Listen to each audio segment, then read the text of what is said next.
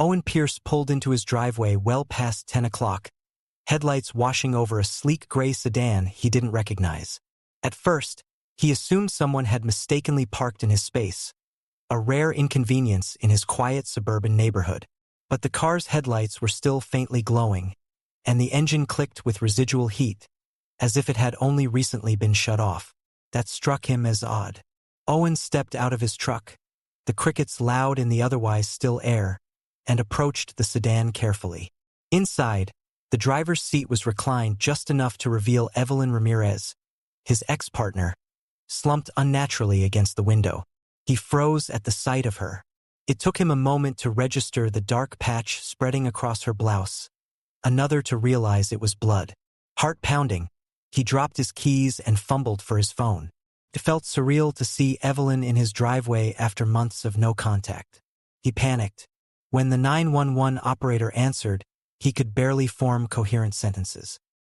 He managed to give his address, repeating, "I think she's been shot," until the words sounded hollow in his own ears. Neighbors, alerted by his raised voice, began turning on porch lights. Within minutes, the flash of red and blue lights lit up the street. Patrol cars and an ambulance converged on the scene, forming a tense halo around the silent sedan. Paramedics pronounced Evelyn dead shortly after arrival, and the police cordoned off the driveway with yellow crime scene tape. Owen, stunned and trembling, stood on the curb, trying to piece together how Evelyn came to be in his driveway. He hadn't seen her in person for nearly a year, ever since they parted on cordial but distant terms. A detective introduced himself as Sergeant Lopez and led Owen to an unmarked patrol car so they could speak privately. Lopez eyed Owen's pale complexion. "Let's start at the beginning. You came home, saw the unfamiliar car and found Evelyn," Lopez said, his voice measured. Owen nodded. "Yes, I didn't know she was coming tonight." Neighbors peered from behind curtains, a few stepping onto porches to glimpse the unfolding investigation.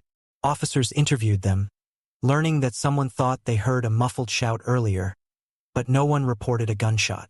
By dawn, news vans lined the street, cameras capturing every angle of the taped-off driveway. Owen spent much of the next day repeating his account. He felt numb, haunted by the image of Evelyn's lifeless form. Police, meanwhile, started assembling background details on Evelyn. She had married Daniel Carter, a successful tech entrepreneur, after breaking up with Owen. Friends hinted that her new marriage had cracks beneath its polished exterior. They mentioned jealousy, especially concerning Evelyn's lingering connections to her past. That suspicion grew when phone records revealed multiple missed calls from Evelyn to Owen earlier that same night.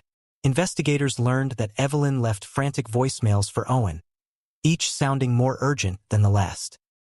He replayed them with mounting guilt, wishing he had picked up his phone. Forensic teams confirmed she was shot at close range, likely near or inside the sedan. The question was, who pulled the trigger and why in Owen's driveway? Daniel Carter, summoned for questioning, claimed he and Evelyn had argued earlier that evening.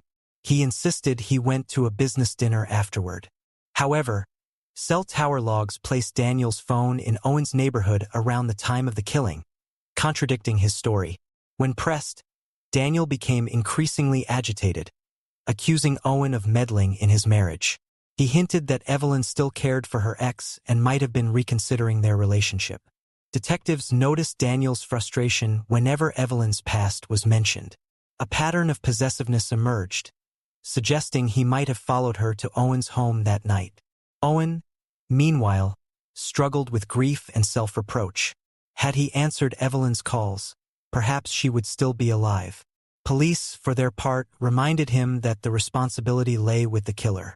He cooperated fully, providing receipts and timestamps that backed up his whereabouts. Though he still felt the weight of suspicion, investigators gradually shifted their focus to Daniel. A key break came when ballistics analysis matched the bullet recovered at the scene to a gun registered in Daniel Carter's name. Searching his office and storage space, detectives found the weapon hidden in a locked box. No record existed of it being reported stolen or lost. When confronted with the evidence, Daniel attempted to claim Owen had set him up, but his story kept changing. Co-workers described Daniel's volatile temper whenever Evelyn's connection to Owen arose. The puzzle pieces formed a grim picture, pointing to a confrontation driven by jealousy and fear of losing Evelyn. As the case solidified, Daniel found himself cornered. His supposed business dinner alibi crumbled when the colleague he claimed to be with confessed Daniel left abruptly, upset and distracted. Phone location data placed him near Owen Street at the exact time neighbors heard a loud argument. The partial footprints outside the sedan matched Daniel's shoe size, an added piece of circumstantial proof. Finally, under intense interrogation, Daniel broke down. Investigators pieced together the narrative. He confronted Evelyn in a jealous rage when she said she wanted closure with Owen. Believing she would leave him, Daniel followed her. The argument escalated in the driveway, and he fired a single fatal shot, then fled, hoping the blame would fall on Owen. During this time, Owen stayed mostly indoors, inundated by reporters and haunted by the memory of finding Evelyn. He had only their unanswered messages to remind him that she reached out too late, or that he had responded too slowly. Daniel Carter was charged with first-degree murder, and his trial began under a media spotlight. Details of his possessiveness, along with ballistic and phone evidence, left little doubt of his guilt. Owen testified about his final glimpse of Evelyn, describing her desperate attempts to call him.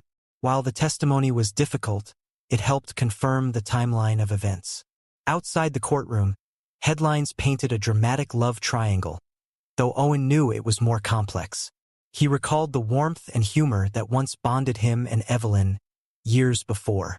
The heartbreak of their peaceful breakup felt mild compared to the brutal way she was taken.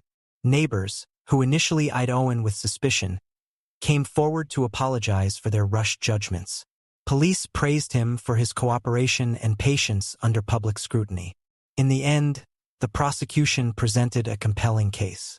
Daniel faced conviction, and a date was set for his sentencing, putting to rest any lingering questions about who was responsible.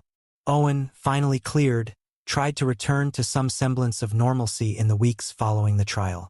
The once constant presence of news vans faded. Neighbors resumed their daily routines, greeting him with quiet sympathy rather than anxious stares. He refurbished his workshop to keep busy, though the silence often led his thoughts back to the night he found Evelyn.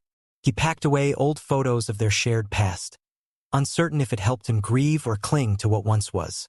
Even so, he held a deep gratitude that justice had been served.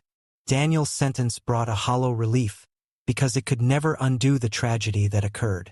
Sometimes, Owen stood at his window, gazing at the spot in his driveway where Evelyn's car had idled under the faint glow of headlights.